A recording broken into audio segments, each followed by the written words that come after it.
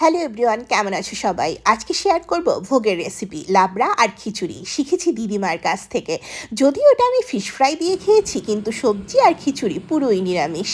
তো প্রথমে 5 ফোড়ন, শুকনো মরিচ আর তেজপাতা দিয়ে দেব। এরপর দিয়ে দেব কুড়ানো নারকেল কুড়ানোটা দেওয়ার পর দিয়ে দেব আদা বাটা।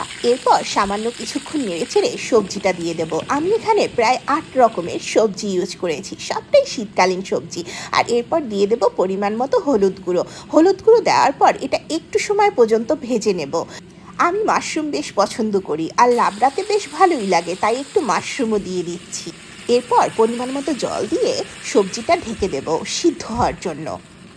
একে একে অল্প একটু মশলা দিয়ে দেব 1 চামচ জিরা গুঁড়ো, 1 চামচ ধনিয়া গুঁড়ো, আর দিয়ে দেব ধনিয়া পাতা। এই রান্নাগুলোর সাথে মিশে আছে পুজোর ফিলিংস। লক্ষ্মী পুজো হোক, সরস্বতী পুজো হোক, লাবড়া খিচুড়ি সবসময় স্পেশাল। একটুখানি টমেটো পিউরি অ্যাড করেছি। এই পর্যায়ে আমি দিয়ে দিচ্ছি পরিমাণ মতো লবণ, আর দিয়ে দেব 1 চামচ চিনি। এই সবজিটা হতে খুব একটা সময় লাগে না। আর এরপর দিয়ে দেব সামান্য পরিমাণ সর্ষে বাটা। এটা হয়ে গিয়েছে। সামান্য পরিমাণ ঘি দিয়ে আর উপর থেকে ধনেপাতা ছড়িয়ে নামিয়ে নেব। এটা কি সুন্দর একটা কালার এসেছে না? ছোটবেলা থেকে দেখে আসছি, বাড়িতে সবসময় পুজোর ভোগে লাবড়া ছিল ম্যান্ডেটরি। এবার খিচুড়িটা তৈরি করে নিই। সাধারণত ভুনা খিচুড়িতে মুগ ডালটা ধোয়ার আগে ভেজে নিতে হয়, কিন্তু আমি একসাথেই করেছি। ফোড়নে দিয়ে দেব এলাচ, তেজপাতা আর দারচিনি। এরপর দিয়ে দেব বাদাম আর কিশমিশ। এই খিচুড়িতে নারকেল ইউজ করলে কিন্তু বেশ ভালো লাগে। আমি আজকে নারকেল ইউজ করিনি। এরপরে দিয়ে দেব আদা বাটা আর কাঁচামরিচ। এটা কিন্তু শুকনো মরিচ ভাববেন না, কাঁচামরিচ, কিন্তু রেড কালার।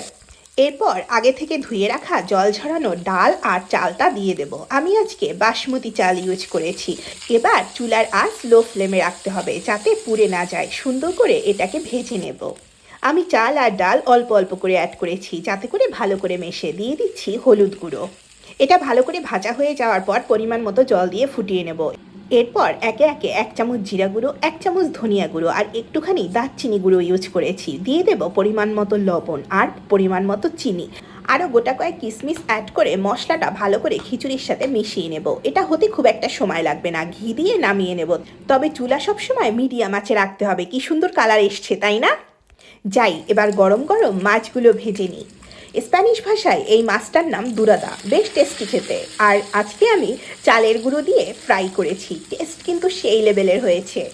মাছগুলো বেশ এপিট ওপিট উল্টে সুন্দর করে ভেজে নেব, টাটকা খিচুড়ির সাথে খাওয়ার জন্য।